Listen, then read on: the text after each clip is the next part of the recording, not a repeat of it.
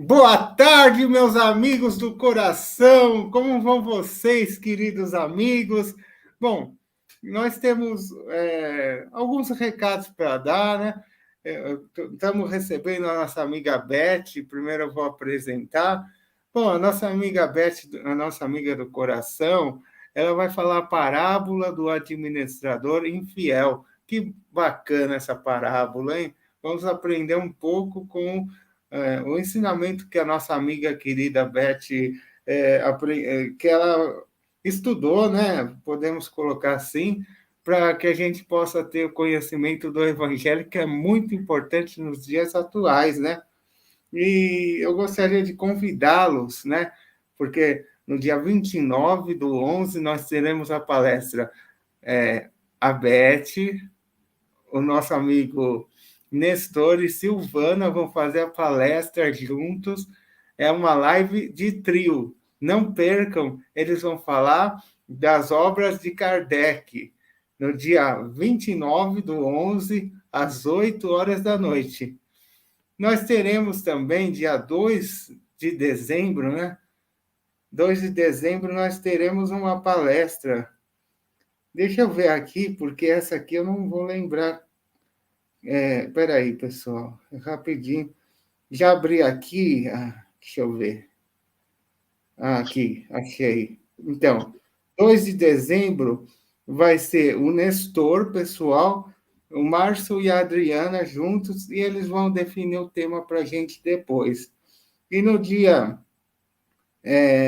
9 vai ser a nossa amiga Beth, a Andrea, nossa amiga, e a nossa amiga Giovana, que está se despedindo, que ela vai morar no Rio de Janeiro, amigos. Vai ser a palestra de despedida da nossa amiga Giovana, e elas vão falar compreendendo a transição planetária. E mais um recadinho, eu peço que vocês tenham paciência, né? O ano que vem, nós vamos fazer umas mudanças aqui no SEAC. A primeira mudança que a gente vai, em fevereiro, colocar, tirar a mensagem de fortalecimento, colocar a leitura do Evangelho às 5:30 da tarde no sábado. E na quinta-feira, às 8 da noite, o estudo do Livro dos Espíritos, 8 da noite, é um pouquinho mais tarde do que o habitual, né? E, para encerrar, dia 3 de junho, nós vamos iniciar um projeto novo, que é a evangelização infantil para as nossas crianças, né? A gente precisa evangelizar as crianças, e a evangelização infantil, amigos, irá começar dia 3 de junho, às 5:30 da tarde, e a leitura do Evangelho, Rodrigo, vai para quarta-feira, às 8 horas da noite. Não se preocupe, a reflexão a gente vai ter que cortar, infelizmente, né? Porque esse projeto é mais importante do que a reflexão, eu acredito assim, né? A gente precisa avançar. Então, sem mais delongas, eu deixo vocês com a companhia maravilhosa, que hoje é aniversário da nossa amiga do coração. Parabéns, parabéns, hoje é seu dia, que dia mais feliz. Parabéns, vamos fazer a festa, Beth. Beijo no coração, feliz aniversário. Muitos e muitos mais anos de vida, amiga do coração. Um beijo no seu coração, um beijo para vocês também que são inscritos, e se inscrevam no nosso canal, divulguem. E é isso aí, é com você, querida amiga do coração. Obrigada, nossa, sim, fico sensibilizada com todo esse carinho, toda essa atenção. Então, nós vamos falar dessa parábola do administrador infiel. Aí eu gostaria de, primeiro, comentar um pequeno vídeo que o filósofo brasileiro, fantástico, Mário Sérgio Cortella, colocou no TikTok. É um quadrinho do Charlie Brown, que o Charlie Brown era um desenho animado que foi muito famoso na década de 1980. O Charlie Brown é um menino e o Snoopy é o cachorrinho. Então, eles estão sentados na beira do rio, e o Charlie Brown, desanimado, fala assim, né, Snoopy, um dia vamos morrer. E o Snoopy responde, mas todos os outros dias não. E aí o Mário Sérgio Cortella comenta, né, que nesses dias em que não vamos morrer, que a nossa vida, diz ele, não seja descartável, fútil, egoísta, tola, intolerante, odiosa. É assim que ele, né, se expressa. Que a gente seja capaz de pensar na nossa obra, que a gente tenha a noção de que a imortalidade é um fato, mas que a vida não seja desperdiçada, pois um dia vamos morrer, mas todos os outros dias, não. Então, é necessário termos a noção, né, da mortalidade desse corpo físico, isso é um fato, mas a nossa alma é imortal. E, né, tendo essa certeza, nós conseguiremos o consolo, a esperança, a coragem, e assim fica mais fácil vencer os obstáculos da vida. A certeza na vida futura amplia o nosso olhar para além desse mundo material, além, né, do aqui e agora. Mas tem uma questão. Se o nosso foco for só a vida presente, só os bens materiais, a posição social, o sucesso profissional, os prazeres efêmeros, se nós formos apegados às pessoas, aos familiares, aos amigos, o que vai acontecer? Vamos esquecer que somos espíritos imortais, esqueceremos que a nossa alma também precisa ser cuidada. Joana de Ângeles, no livro Dimensões da Verdade, psicografado pelo Divaldo Pereira Franco, no capítulo 21, o título é Mortos e Mortos, explica que nem todos, porém, que vivem na carne são vivos, né? Tem muita pessoa encarnada aí que não está sabendo viver, aproveitar a vida no bom sentido. E ela fala, nem todos considerados mortos são mortos, porque tem muitos espíritos encarnados que trabalham, né, na seara do mestre. E ela fala, alguns vivem, é certo, mas poucos estão vivos para a vida.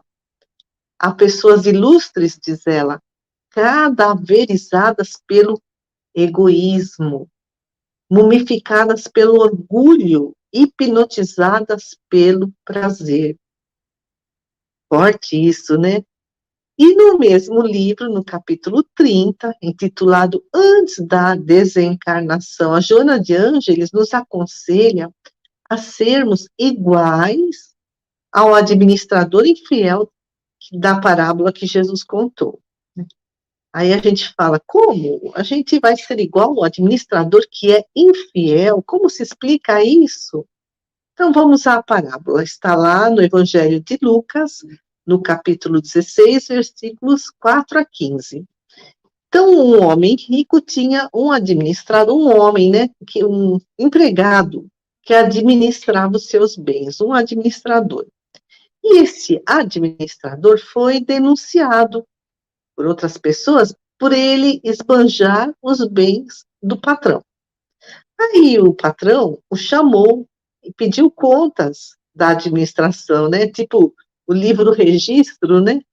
A contabilidade, e percebeu que ele realmente esbanjava os seus bens, né? Os bens do patrão. Então, esse administrador infiel foi despedido. E ele pensou, o que vou fazer? Cavar? Não tenho forças. Mendigar? Tenho vergonha. Já sei o que vou fazer para que eu tenha quem me receba em sua casa. Aí ele chamou um por um todos aqueles que estavam devendo para o patrão e perguntou, quanto você deve? E o funcionário respondeu, 100 barris de óleo. Administrador infiel lhe disse, escreve aí. partir de hoje você devolve só 50. E chamou outro. E você, quanto deve? 100 sacas de trigo. Escreve aí. De agora em diante você deve só 80 sacas de trigo. E isso chegou aos ouvidos do patrão. E o que o patrão fez? Elogiou a atitude do seu ex-administrador, elogiou. Como, né? O que significa essa parábola?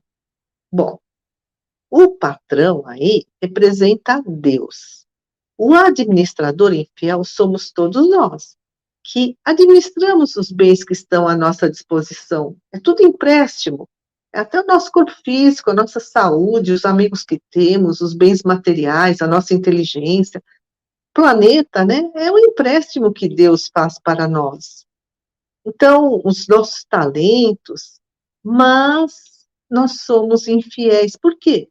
Porque esbanjamos esses bens por conta do egoísmo, como se esses bens fossem nossos e não empréstimos de Deus, como disse Joana de Ângeles, há pessoas cadaverizadas pelo orgulho. A gente vê quantas pessoas aí destruindo o nosso planeta. E quando o administrador infiel chamou um a um os devedores do patrão, né? Um devia 100 barris de óleo, outro 100 sacas de trigo, e ele diminuiu, né, essa dívida. O que ele fez? Ele aliviou justamente a dívida dessas pessoas. Assim também nós, se nós agirmos como um administrador infiel, qual será a nossa atitude? Aliviar as dívidas do nosso próximo. As dívidas que o nosso próximo tem perante a justiça divina. São os resgates. Todos estamos passando por resgates, todos passamos por momentos difíceis de sofrimento. Quando nós aliviamos o sofrimento do outro, estamos diminuindo a sua dívida. É como se estivéssemos agindo como um administrador infiel, aliviando o sofrimento, a angústia, as aflições do outro, aliviando-lhe as provas e as expiações. E dessa forma, agindo dessa forma, como? Sendo benevolentes, indulgentes, sendo caridosos, para diminuir o sofrimento do próximo. Né? E com isso, quando nós ajudamos o outro a diminuir a sua dívida perante, né, a própria consciência, perante as leis de Deus, agindo com amor, com caridade, nós estamos, ao mesmo tempo, resgatando os nossos próprios débitos do passado. Jesus nos disse que o amor cobre a multidão de pecados, né? Temos um passado aí, né, cheio de erros, estão sendo aos poucos resgatados, e quando a gente faz o bem para alguém, nós compensamos o mal que fizemos. O amor cobre a multidão de pecados. E como é que a gente faz isso? Alimentando a nossa alma de bens morais, né? Indulgência, tolerância, caridade. Dessa forma, nós estaremos cuidando da nossa alma. E cuidar da alma é espiritualizar-se. O que é espiritualizar-se? Além de cuidar da alma, como se explica melhor? Se a gente vai lá no dicionário, a gente agora vai no Google, né? Espiritualizar é dar o caráter espiritual. É depurar de toda materialidade, de toda sensualidade. É libertarmos-nos do jugo da matéria. É buscar as verdadeiras propriedades.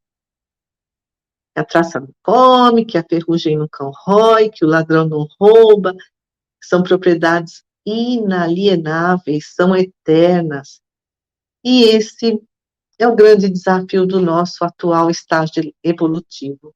E como espiritualizar-se? Buscando o autoconhecimento, então, através de leituras, de estudo, de meditação, para fazermos uma conexão com o nosso eu maior, com a nossa essência divina. As pessoas que não se importam em autoconhecer-se, em desenvolver o seu lado espiritual, estão desconectadas de si mesmas. É que nem um celular que está fora da área de serviço. Não há conexão com um Deus transcendente, né? Deus que criou tudo e que está acima de tudo, e não há conexão com o Deus imanente, né? O Deus que está dentro de nós, porque Jesus disse, vós sois deuses. Então, isso é espiritualizar-se, né? Buscar essa conexão com o nosso eu maior, com a nossa essência divina. No livro Seara Bendita, são espíritos diversos que escrevem, a psicografia de Maria José Soares de Oliveira e Vanderlei Soares de Oliveira, né?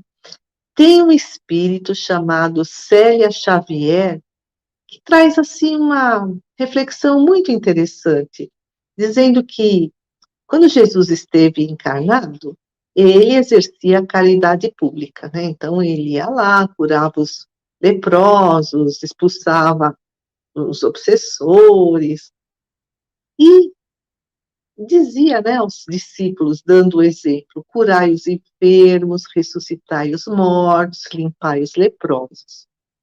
E diz o Espírito Célia Xavier que, à noite, Jesus e os discípulos se reuniam. E aí Jesus lhes dizia, não possuais ouro, né? Não precisa carregar ouro para onde vocês forem. Não entreis em cidade de samaritanos, porque samaritanos e judeus viviam em briga. Então, eles, como eram judeus, esses apóstolos, se eles fossem na cidade de Samaria, eles seriam mal recebidos. Então, Jesus fala para eles não entrarem na cidade de Samaria, onde eles não seriam bem-vindos. O que é isso que Jesus diz aos discípulos? Para que né, cuidarem de si mesmos. É um convite ao autocuidado. É um convite para fazer uma incursão, né, uma viagem para dentro de si mesmos, penetrarem nos escaninhos de si mesmos, para que tivessem maiores percepções das lutas do dia a dia. E com isso, né, com essas tertúlias, essas conversas que Jesus tinha à noite com seus discípulos, eles se refaziam e voltavam ao trabalho no dia seguinte, cuidando, né, da caridade geral para com o próximo, voltavam com mais empenho. Então, é Jesus falando de cuidar do espírito, fazer a caridade ao outro, mas também cuidar da própria alma. E a Organização Mundial de Saúde também nos diz, né, que a nossa saúde tem muitas dimensões. A bio, a psico, sócio, a espiritual, a financeira, a ecológica. Então, aqui Jesus, né, dizia, vai, cure os leprosos, né, faça caridade ao próximo. Isso é cuidar do social, né, a caridade ajudando o próximo. E quando Jesus fala para os próprios discípulos cuidarem de si mesmos, cuidar do próprio espírito, é a busca da saúde espiritual. E espiritualidade, né, cuidar da saúde espiritual, é uma das dimensões da nossa saúde, como, né, dizem os estudiosos da saúde na atualidade. A espiritualidade, cuidar do próprio espírito, está relacionada à qualidade de vida, à longevidade. Longevidade significa viver mais, mas também viver bem, né? Viver mais e melhor. Não adianta viver muito assim, super doente, né? E a espiritualidade está relacionada a uma menor ansiedade, a uma menor depressão, a um menor risco de suicídio, a uma maior resiliência ao estresse. Então, as pessoas voltam com mais facilidade ao seu equilíbrio interior diante, né, das agruras da vida. E a crença em Deus, a crença na imortalidade da alma, a crença na justiça divina, também desenvolve em nós percepções, né, do sentido da vida, desenvolve em nós resiliências, né, ultrapassar os obstáculos, porque nos auxiliam na nossa aprendizagem diante das experiências dolorosas pelas quais todos passamos. E os estudiosos comprovam que as pessoas espiritualizadas enfrentam melhor as condições adversas, os fracassos, as perdas, as doenças. Quem busca o autoconhecimento tem uma maior clareza dos propósitos da sua própria existência, de onde veio, onde está, como está, para onde quer ir. Consegue identificar com mais facilidade os seus medos, a resistência interior às crenças limitantes, e com isso consegue superá-los melhor, porque entende que a reencarnação é isso, é passar por experiências para desenvolver a nossa consciência. E a pessoa que busca a espiritualidade entende que esse corpo é só um instrumento temporário da nossa evolução. É como uma roupa que se desgasta e que de tempos em tempos precisa ser trocada, né? A gente desencarna, reencarna. E a pessoa que busca o autoconhecimento, a espiritualização, entende que a velhice é um processo de libertação da matéria.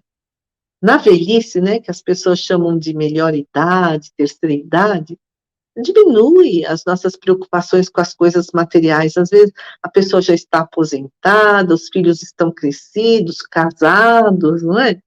Então, o envelhecimento, segundo, né, autores da espiritualidade, segundo os estudiosos do comportamento, da psicologia, dizem que o envelhecimento é um preparo para voltar à verdadeira pátria. E a pessoa que está desconectada da sua espiritualidade não entende o porquê e o para quê da vida, fica aterrorizada com a proximidade da morte. O Dom Helder Câmara, que foi arcebispo né, da CNBB, né, e ele escreveu no livro: agora que a velhice começa, preciso aprender com o vício, a melhorar envelhecendo e, sobretudo, a escapar do terrível perigo de, envelhecendo, virar vinagre, né? Ele quer envelhecer como um vinho e não como um vinagre. Então, os idosos espiritualizados, eles ficam bem consigo mesmos, são mais amorosos, mais tranquilos, mais pacientes, mais felizes, não temem a proximidade da morte do corpo físico, enquanto que a pessoa não espiritualizada cai mais facilmente na revolta, no desânimo, não estão bem consigo mesmos, né? São ranzinzas, amarguradas, é o vinagre, né? A que se refere o doutor Helder.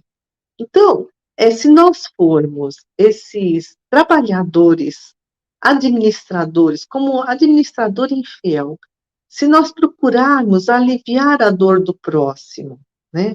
Porque o próximo, todos nós temos uma dívida perante a justiça divina, e essa dívida precisa ser resgatada, mas se nós aliviarmos o peso da cruz do outro, nós estaremos agindo como agiu o administrador infiel nessa parábola.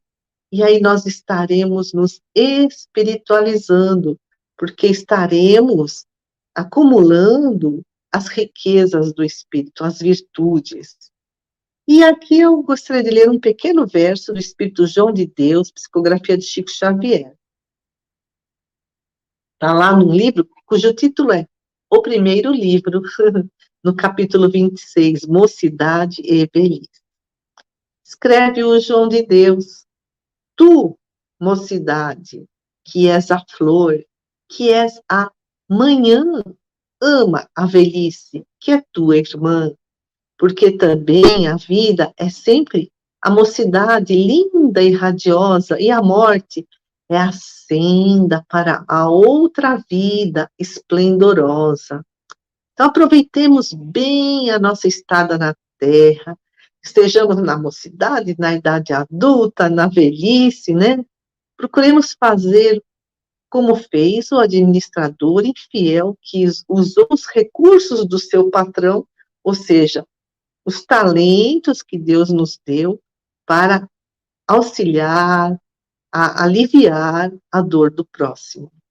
A Terra passa por esse momento de transição planetária, é um momento de muitas crises, de muitos testes, muitos resgates. Então, é muito importante que nos ajudemos uns aos outros, da melhor forma que pudermos. Então, elevando o pensamento a Deus, nosso Pai, Jesus, nosso mestre amigo, a espiritualidade que aqui se encontra, aos mentores do SEAC, que nos auxiliem nessa nossa longa jornada evolutiva, principalmente nesta estada aqui na Terra, neste momento de encarnação, para que possamos aproveitar todas as oportunidades que a vida nos oferece para espiritualizarmos, para ajudar o próximo dentro das nossas possibilidades. E assim estaremos nos iluminando e caminhando cada vez mais à nossa perfeição. Senhor, auxilia nossos lares, nossos familiares, e que a sua paz se estenda para todo o planeta. Que assim seja. Muito obrigada, amigos.